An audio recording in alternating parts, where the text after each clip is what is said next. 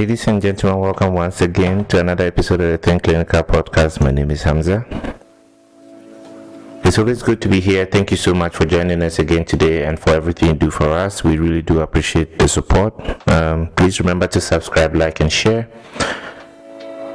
Today we are going to be talking about some very important stuff, and sometimes there are certain things that I talk about that people really feel like this challenged my thinking around a lot of things. And today definitely is going to be one of those episodes where I will challenge your thinking a bit, because we mostly, when we are building businesses, want to think that if you cannot be replaced as a clinician, if you cannot be replaced as an operator, then it's a good thing, because then everything runs through you. You are the one who has the answers to everything. You're the one who has to approve or make everything work before it goes through. You are the center of that practice. You are the clinician that everything runs around. You are the clinician that every patient wants to see. And we, as we go through this, rightfully so, you will understand that some of these things come unintentionally, because as you start building your business, as you start building your practice, you start seeing all these things that possibly come up, and in a way to keep your business going. You just keep moving, right? And you're the one everybody gets answers from. But today I will challenge you that if you are that person in your business, you're the one holding your business back. And I would especially explain that so that you do understand why you should at this point be looking at leading your business instead of being the core of it, being the person that everything runs through, being the person that patients prefer to see and all that. So welcome to another episode, and today is going to be another exciting episode, and please stay tuned. So where I want to open this from is that you are not as valuable as you think. And if you think about this very carefully, you might be the most expensive problem that your practice has right now. So we've sold a story in healthcare that says that just become indispensable and make yourself the one that they can't live without. You build your name, you build your following, you become the rainmaker, and the story just feels true, because being needed feels like power, right? You are in a situation where you are needed and everybody wants to work with you. Everybody wants you to be the one to give them the solution to issues. But the one thing nobody tells you, especially as a clinician who can't be replaced, is that you are not the pillar of this practice. You are actually the person who is going to cause the practice the most, especially when you start getting to that stage where you have to step out or step away from the business, or you want to recap. And we'll go into some of these conversations. And today I'm going to make the case that your ability or your position as that asset that is indispensable is what is eventually going to kill your business. So now, what is the real problem here? And let's define the thing that we're actually talking about. In the valuation world, this thing has a name, and it's called a key person risk. So anybody who is coming into your business to either invest or to buy or to merge or to partner with you, there's such a thing called a key person risk. And that's what we are talking about today. Sometimes key man risk, sometimes they call it the owner dependency. But it's a danger that a business loses is called source of value. That's its patience, its revenue, its institutional knowledge. The moment one specific person leaves. So if you're that clinician who every patient wants to see, you become that key person risk to that business. If you become that operator who has all the information and all the institutional knowledge, and you are the only one who can fix stuff, you become the key person risk in that business. And I want you to sit with it because this is not a soft leadership skill. This has real financial implications. And when we talk about people like Shannon Pratt, one of the most cited authorities in private company valuation, they put the key person discount at 10 to 25%, which means that if you have a business which runs around one person or revolves around one individual, and without that person, either there's loss of revenue or there's loss of patients or something else, the business somehow is not performing the way it should. Just on the surface value, anybody investing into a business or trying to acquire a business or merge with you, there's already a discount there about 10 to 25%, because the conversation is that if this person walks out, there's really no business, right? So think about the fact that maybe you have a practice that's worth $2 million. Selling that business and with the owner dependency alone, you are losing almost $250,000 just because you fail to build businesses or build processes around what you already have. So here's the part that should keep you up at night. This problem actually compounds, and when a business is too dependent on one person's, buyers don't apply the key person discount. They also start to apply what is called a discount for lack of marketability, because fewer buyers want a business that they can't actually operate without you. So when you look at some of these issues and some of the setbacks that come with being the key person or the person that the whole business depends on, you eventually realize that this is not worth it. So there are so many instances, and I've heard these stories. I've worked in the dental industry for a while now. I've worked in the DSO space for a while now. And when you look at this, when people are going into exits, they're looking at 12 to 14% multiples for very highly profitable businesses to exit.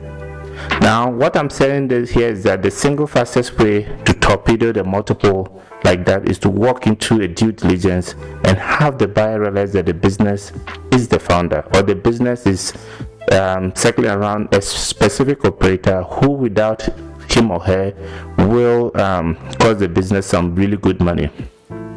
So what happens if that owner walks out one day? What happens if that operator walks out one day?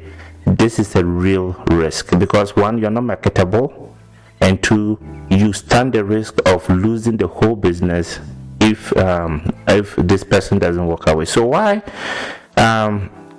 do high performance just walk straight into this trap? So nobody walks into, maybe a few people, but nobody walks into a business and wants to be the key person risk for that business. They don't even know that there's such a thing until it gets to that conversation where they realize that, okay, this business actually depends on me and revolves around me, and it's either I stick with the business and I get sold with it, and that's the value that the investor definitely want to pay, and they will lock you in contracts. They will lock you into some minimums such that they are able to build their processes within that time, build a business within that time, to take the value away from you before you have the freedom to make any decision.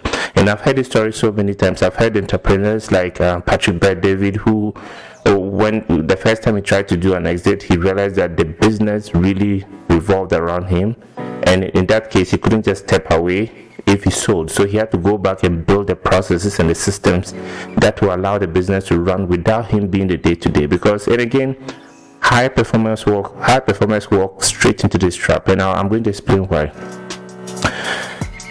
Nobody decides to become the bottleneck, but this thing accumulates over a period of time, and it accumulates because you're the most capable person, and you're the one naturally people gravitate towards. And when you are good at what you do, and people bring you hard things and you're able to help them fix it, and you have the solution to stuff, people will keep coming to you for stuff. So as time goes on, these things accumulate and become a norm in the organization, because everybody knows when we go to this person, this thing is going to be solved.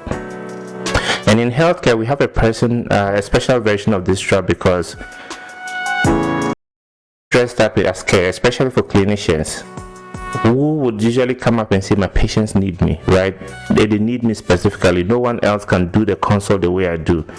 The relationship you build with patients is the medicine, right? Some of these things begin to come. So, and there are a lot of places that this dependency starts working out, and this you being the core of this business really starts coming through. The first place where this dependency hides, or this owner dependency hides, is in relationships, because you are the only one your top referral sources, your key patients, or your best vendors will talk to. So those relationships are one of the traps that you do not pay attention to. The second thing is your decision. So every meaningful move, a discount, a hire, an exception, anything that needs to happen, it funnels through you first. And in the beginning, it's a good thing to have those controls together and have them funnel through you. But as you dial in on the process, document it and start delegating those responsibilities to people. The third way it hides and it creeps up on you is financial control. You are the only one who actually understands the margin drivers, the payer mix, the cash flow rhythm. So that's another way. And the fourth one is culture. You are just like the glue holding everything together. People are working in that organization because of you. And that's why they say when people leave companies, they don't leave there because of the organization, they leave there because of the leader or the person that they work for. So if you are the person that gives people the opportunity to grow, give people the opportunity to be better, support people, guide them, give them the right solutions. If you are the glue to that culture, that is where the problem is. So you have to read those books, because if your answer to 3 or 4 of these is yes, then you do definitely have a valuation problem one day, and you have to start paying attention to how you are going to get out of some of these issues when the time comes. So what's the fix? Because as we talk about all these things, you have to have a fix. Your job is to move from being the engine of the business to being the architect of the business, and the engine has to run constantly or everything stops. So instead of being the engine of the business, you have to be the architect, because the architect will design a structure that stands on its own. And again, that's why people burn out, because engines burn out. So, and when you look at architecture, it appreciates. So you have to start working towards being the architecture of the business. And I want to be precise, because I know the fear. The fear is that if you make yourself replaceable, you make yourself worthless. And that's a common feeling, that's a common human feeling that everybody has. And it's the exact opposite, because the clinician who builds a practice that thrives in their absence is worth more, not less, because now you own an asset instead of a job. You've converted yourself from a cost to the buyer has to retain into a value that the business has to get. So you are no longer going to be that liability that they have to figure out what to do with you. So how do you actually do it? 4 moves. Move 1, run a dependency audit, because you have to know. 2 hours, 1 list. Write down every task that only you can do right now. They sort each one into 3 buckets. Which ones are relationship driven, which ones are decision driven, and which ones are knowledge driven. You can't fix what you haven't named, so you have to first of all document all these, audit them, and see what only you is capable of doing at this point. The second move is to transfer relationships deliberately, which means if you're like the lead doctor, you've been there for 15-20 years, patients love you, they've built a relationship with you, they want you anytime they come in, you have to start introducing some of these patients to your other associates, and at least something else, start putting on other faces to the organization. When you have top referral sources who would only send to you because they believe the work you do, you have to start introducing some of your other associates to some of these referral offices. The third move is to document the knowledge that lives in your head, because the moment you leave it there, that everybody still has to come to you, because nobody can read your mind. And research is clear that people forget what they only observe. So when you tell somebody, well, shadow me, see how I do things, and you can learn from it, that's not an effective way. You have to be very deliberate about how you transfer that knowledge. And real transfer means that someone else does the task repeatedly while it's still safe to get it wrong. Written SOPs for things you do on autopilot. The stuff that feels too obvious to write down is exactly the stuff that's trapped in your skull. You have to do that. And the last move, which is that you build a layer of decision makers below you. One of the strongest signals in mature business is the leadership team that can make real calls in their own lane without routing every decision through the founder. Push decisions down, hold the standard, and release control. That's what you need to do. So notice that none of these 4 moves actually requires you to work harder. It actually makes you more available to take up other responsibilities, and every single one is about building something that outlasts your presence in that building. And here's the clinical parallel I can't resist. We would never accept a treatment plan that only works while the doctor is physically holding the patient's hand. We design care to continue between visits.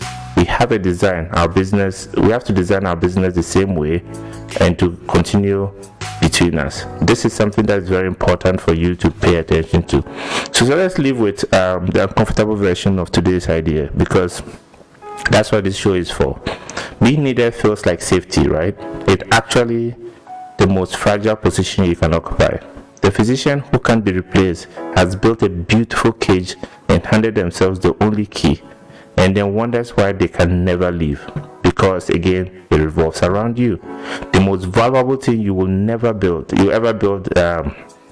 is not your reputation. It's a system that carries your standards forward without requiring your hands on every single thing. Because as your business grows, you are gradually going to start losing control. Not control over the things that happen, but you're not able to physically touch every single corner of your business anymore. So you need the systems in place to be able to get this. And if this landed, sit with the vacation test I gave you earlier. Take 2 weeks off. Put off your phone and be honest about the answer. Then come and tell me what you found. This is Hamza Asumah. This has been a Think Clinical podcast. Thank you so much for everything you do. We do appreciate you, and do have a wonderful day.